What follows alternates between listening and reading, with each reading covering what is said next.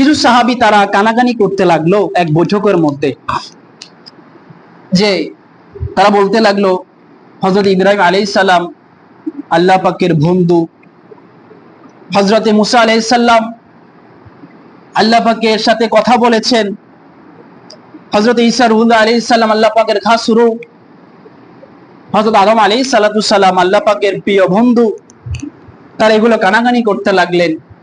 কিছুক্ষণের মধ্যে রাসূল করিম সাল্লাল্লাহু আলাইহি সাল্লাম তাদের বৈঠকের মধ্যে হাজির হয়ে বললেন, তোমরা এতক্ষণ যে বিষয়গুলো নিয়ে তোমরা গর্ব করেছ আমি সবই শুনেছি। তোমরা বলেছ যে হযরত ইব্রাহিম আলাইহিস সালাম আল্লাহ পাকের বন্ধু, হ্যাঁ সত্য। হযরত মুসা আলাইহিস সালাম আল্লাহ পাকের সাথে কথা বলেছে, সেটাও সত্য। হযরত ঈসা রুহুল্লাহ আলাইহিস সালাম আল্লাহ পাকের খাস রূহ, সেটাও সত্য।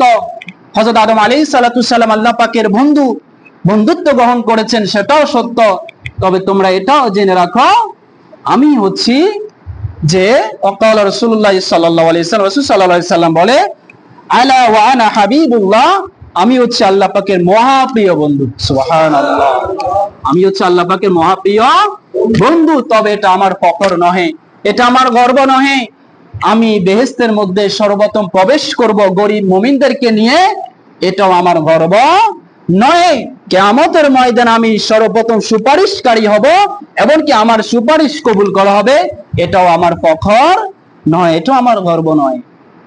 তাহলে যেই নবী আমাদের জন্য, যে নবীর উসিলায় আমরা সকল কিছু পেয়েছি, শ্রেষ্ঠ রাসূল পেয়েছি, শ্রেষ্ঠ উম্মত হতে পেরেছি, শ্রেষ্ঠ কালাম কোরআন পেয়েছি, এমনকি যে নবীর উম্মত হওয়ার জন্য বিভিন্ন নবীগণ সুপারিশ করেছেন, বিনা দরখাস্তই আমরা সেই নবীর উম্মত হতে পেরেছি।